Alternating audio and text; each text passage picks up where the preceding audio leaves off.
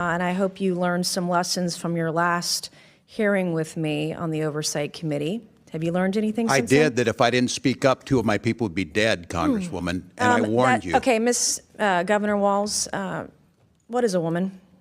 Have you learned that lesson? Do you know what a woman is? I'm the governor of Minnesota, Congresswoman. Do you know what a I'm not woman here is? to be your prop for your obsession. So I if you taught middle can't school your define what obsession. a woman is, you certainly can't define what fraud is. If you can't even define what a woman is, you can't define fraud. How much money was spent on autism in Minnesota in 2017, Governor? I don't have those numbers in front of me, Congresswoman. Did you prepare for this hearing today? Did you do any preparation I take for this hearing Congress today? seriously. And you've seen the numbers about autism fraud in Minnesota. So we're going to do some Minnesota math with you today, okay? This exchange centered on one of the most contentious issues in immigration oversight, how detainees are treated while in federal custody and how those deaths are reported to Congress and the public. The lawmaker argued that DHS lacks an adequate policy to prevent deaths in custody and accused the department of falling short on transparency, citing a recent report and raising concerns about delayed public reporting of detainee deaths. The DHS secretary strongly rejected those claims, defending the department's medical care, disputing the statistics presented during the hearing, and arguing that DHS provides extensive medical attention to detainees.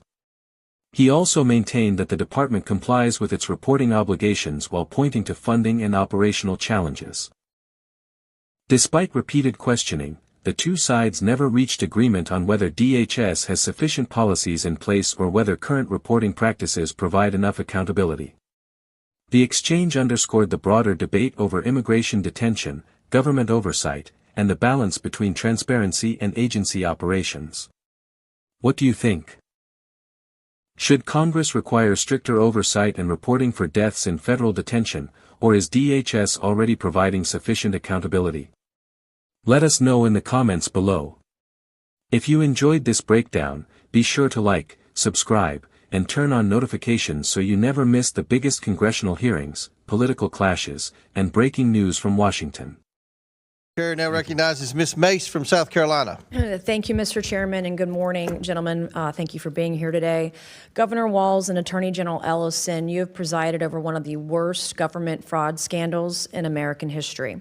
This was money intended to feed hungry children, help kids with autism, provide food and shelter and health care to the needy, and more. You both allowed billions in these American taxpayer dollars to be pillaged and plundered by Somali pirates. You knew this was happening, you chose to do nothing about it, and in some cases you even enabled it. Attorney General Ellison, you even profited from this fraud by taking campaign donations from these Somalians after pledging to help quash the investigation into them. I find your behavior despicable. My questions this morning, my first go to Governor Walz, and I hope you learned some lessons from your last hearing with me on the Oversight Committee.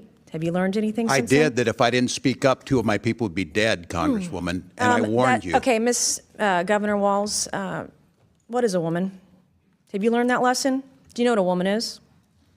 I'm the governor of Minnesota, Congresswoman. Do you know what a I'm not woman here is? to be your prop for your obsession. So I if you taught middle can't school your define what obsession. a woman is, you certainly can't define what fraud is. If you can't even define what a woman is, you can't define fraud. How much money was spent on autism in Minnesota in 2017, Governor? I don't have those numbers in front of me, Congresswoman. Did you prepare for this hearing today? Did you do any preparation I take for this hearing Congress today? seriously. And you've seen the numbers about autism fraud in Minnesota. So we're going to do some Minnesota math with you today, okay? Are you ready? How much money was spent on 2017 for autism in Minnesota? How much? I don't know. I wasn't the governor. Okay. Did you not just say that you prepared for this hearing today? $1 million, okay? A quick Google search or using your AI could tell you $1 million was spent. How much money was spent on autism in Minnesota in 2024? I don't have the number in front of me. Were you governor in 2024? I was, but I'm not the head of Okay, so your HHS. excuse before that you didn't know what 2017 autism numbers were because you were not governor, and today you can't answer the numbers about 2024 as governor, and you still said you prepared for this hearing today. It's unbelievable. $343 million was spent in 2024. What percent increase is that from 1 million to 343 million? What percentage increase is that? I'm not here to be your prop. Go ahead and tell me. Are you governor of Minnesota or not? Yes, I am. I'm Okay, not. well, I'm when not I'm a prop governor of for a South member of Carolina, Congress. you can sure as hell bet that I'm going to know the math. The math is 34,200% increase, an increase of 343 times what it was in this time period. Do you know the number of children in Minnesota? I know that Minnesota ranked as a top 3 state Okay, for children in the what is the total last year. population in Minnesota? 5.7 million. Okay. What is the total population of children in Minnesota? I don't have the number in front of me right now. Are you governor of Minnesota? I know 400,000 were cut out of health care last Okay, week by that's the not- actions you made. Are you governor of Minnesota? I am. And you don't know the number of children I residing don't have in the Minnesota? specific number. It's 5.7 million. That's your total What is population. your age? What is the age? 0 to 5?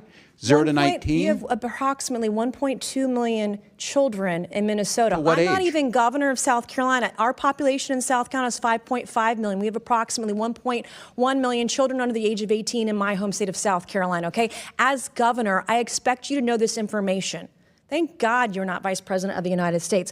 Do you know approximately how many children in Minnesota are autistic or on the spectrum?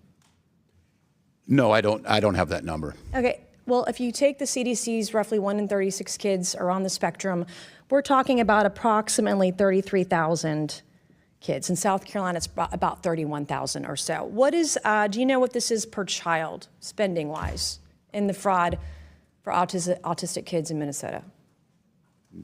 Again, I'm not here to be your prop. Go ahead and tell us. Is doing Minnesota math a prop? This is math. We're talking about fraud. Minnesota ranks at the top. Where does South Carolina rank? We're talking about money. Where do South Carolina children rank on healthiness? These are my questions for you. It doesn't go the other way around unless we're debating on the debate stage. And we're not. If you're asking questions about being governor, it does. I'm asking you When you're questions governor, about you can being come and governor tell of me. Minnesota, which you can't answer. This is basic math. And you can't even answer. not Do you here to even be your care prop. about kids in Minnesota? They rank near Do you the top care? in every category. My children are fed. My children are housed. My children have getting health the care. services they need in My Minnesota. children have the best No, schools. you don't. Mr. Chairman, I yield back. Mr.